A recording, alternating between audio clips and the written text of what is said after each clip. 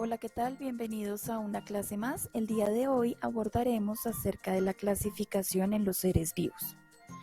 Primero tenemos que tener en cuenta que clasificar es un proceso por el cual agrupamos diferentes objetos según unas características, y en el caso de la biología, esta agrupación se presenta pero para organizar o agrupar a los seres vivos, en los que se incluyen los microorganismos, las plantas y animales.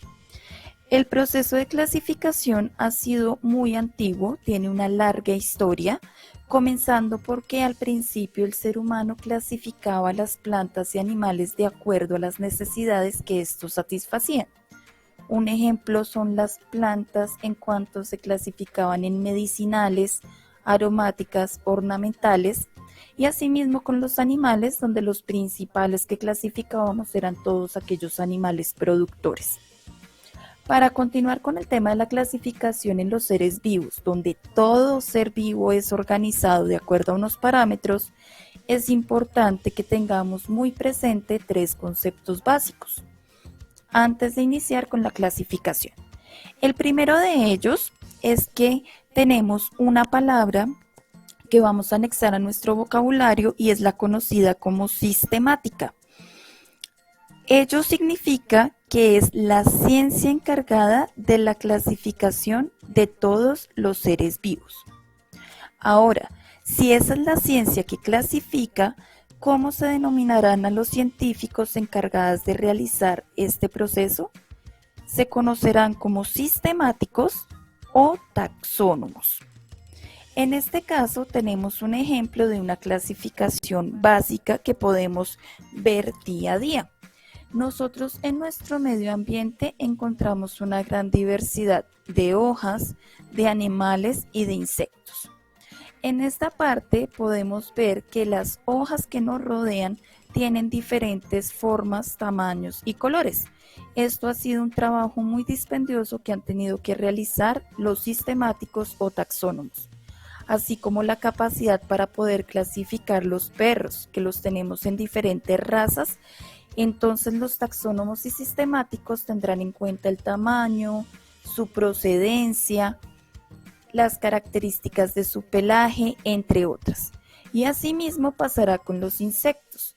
Si bien a la abeja, la mariposa y otro tipo de insectos los agrupamos en un gran grupo conocido como insectos o artrópodos, es que estos se clasifican según la variedad de sus alas, su tamaño y la forma de sus patas, para citar unos casos. Ahora bien, vamos a establecer unas diferencias entre los sistemáticos y los taxónomos, debido a que, pues aunque estos dos grupos de personas o de científicos se dedican a la misma actividad que consiste en la clasificación de los seres vivos, cada uno de ellos va a tener unas funciones específicas. En el caso de los sistemáticos, estos estudian la diversidad de organismos y sus relaciones evolutivas, mientras que los taxónomos se encargan de identificar, nombrar y agrupar a los organismos de acuerdo con un esquema existente que permite la orientación de esas formas de clasificación dentro de los procesos modernos de identificación de seres vivos. Por otra parte, pues el proceso de clasificación de los seres vivos es bastante dispendioso, y pues aún en la actualidad se han presentado muchos desacuerdos por parte de la comunidad científica. Como consecuencia de ello, pues existe una variedad de métodos de clasificación, cada uno cuenta con su propio conjunto de técnicas y resultados. Aquí podemos ver cuatro tipos principales de esos métodos de estudio para la clasificación de los seres vivos, que consisten en los caracteres morfológicos, es decir, en las estructuras, recuerden, morfo de forma, los caracteres fisiológicos relacionados con el funcionamiento, los caracteres citológicos. Citología en biología es el estudio de las células que conforman a los diferentes seres vivos, y los caracteres moleculares, que van más enfocados hacia el material genético. Entonces vamos a ver cada uno de ellos. Iniciamos entonces con los caracteres morfológicos. Estos hacen referencia a la forma y al aspecto externo de los seres vivos, es decir, la estructura, como lo mencionábamos anteriormente. Por ejemplo, los animales se pueden clasificar como voladores, nadadores o corredores, ya sea porque poseen alas, aletas o patas. Sin embargo, a pesar de su gran utilidad, los caracteres morfológicos no reflejan claramente las relaciones evolutivas entre los organismos, entonces genera una clasificación bastante amplia en la actualidad. Para estudiar estos caracteres morfológicos hay dos tipos de estructuras. La primera, que se llama estructura análoga, y las segundas, las estructuras homólogas. Entonces debemos tener muy clara cuál es la diferencia entre los dos tipos de estructuras. En el caso de las primeras, las que conocemos como análogas, estas se caracterizan porque cumplen la misma función en el organismo, pero tienen un origen diferente. Por ejemplo, las alas de las libélulas, las aves y los murciélagos tienen como funcionalidad volar. Sin embargo, las libélulas, las aves y los murciélagos evolucionaron de ancestros diferentes, es decir, no tienen ningún tipo de relación genética entre ellos. En este caso observamos que tenemos en nuestra gráfica un ejemplo de las manos de un topo, que es un mamífero, las patas también de un grillo, que es un insecto, y entonces decimos que son caracteres análogos porque pues les sirven para lo mismo, para el desplazamiento y captura de alimento, pero vienen de familias totalmente diferentes. El uno pertenece al grupo de los mamíferos y el otro al grupo de los insectos. El segundo tipo de estructuras que tenemos son las homólogas, y estas cumplen funciones diferentes pero tienen un origen común. Por ejemplo, las extremidades de las ballenas, de las aves, de los perros y del ser humano cumplen funciones diferentes, pues en algunos casos les sirven para volar, otras para nadar, otros para desplazarse o ser corredores, pero todos estos organismos tienen un ancestro en común. Entonces, en la gráfica podemos ver que en los órganos homólogos tenemos el caso de un delfín, ¿sí? La estructura de la aleta de un delfín, que parece como un tipo de manito. Tenemos la estructura de cómo se forma el ala en un ave, que también viene como con unas ramificaciones de dedos, y vemos el murciélago. ¿Cuál es la característica en este caso que tiene el delfín y el murciélago? Que ambos corresponden a los mamíferos. Entonces tienen estructuras que son totalmente diferentes en su uso. El delfín lo usa para nadar, el murciélago para volar, pero vienen de un ancestro en común, que es el grupo de los mamíferos. Resulta que vamos con el segundo carácter, que es el fisiológico. Y estos se caracterizan porque tienen en cuenta las funciones que realizan los organismos para vivir.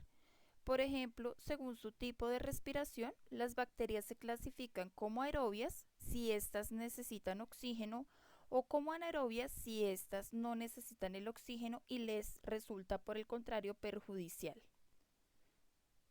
Un ejemplo muy claro de las bacterias anaerobias son aquellas que participan en procesos industriales para la fermentación y obtención de vino y de algunos lácteos. Estas bacterias generan ese proceso de fermentación dada su incapacidad para generar una respiración por oxígeno diatómico, es decir, el oxígeno que tiene dos moléculas.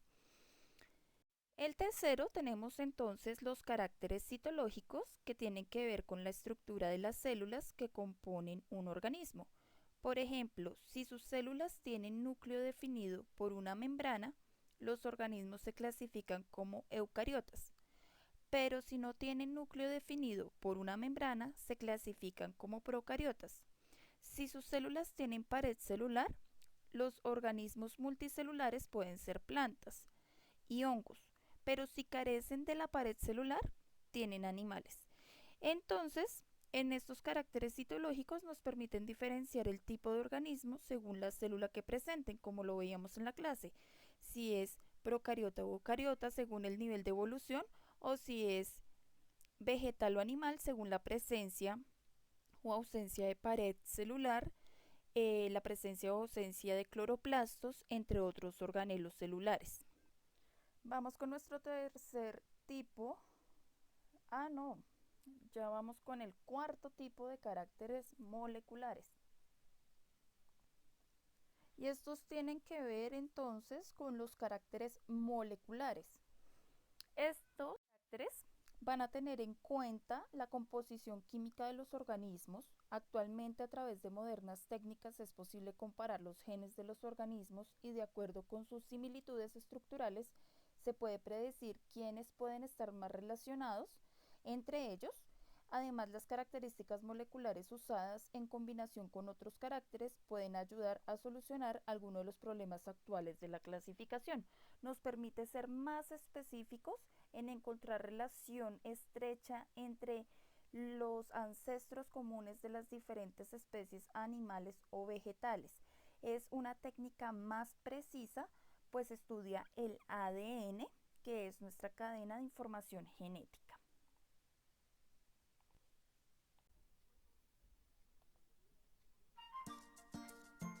Finalmente, recuerden retroalimentar cada uno de los temas que hemos abordado para este segundo periodo académico. Para ello es importante que ingresen a la plataforma institucional. En la sección de módulo de biología encontrarán un link personal para cada estudiante que les permitirá el acceso al taller correspondiente. Recuerden que aunque el tiempo establecido es para 20 minutos, este taller no se cerrará en caso de que se pasen unos minutos extra. Lo importante es leer muy bien cada tipo de pregunta para resolverla acertadamente, tomar nota en su cuaderno cada vez que vean un video. Ello les ayudará para repasar de una forma permanente, sumado a enviarlo en la fecha indicada y en el horario correspondiente.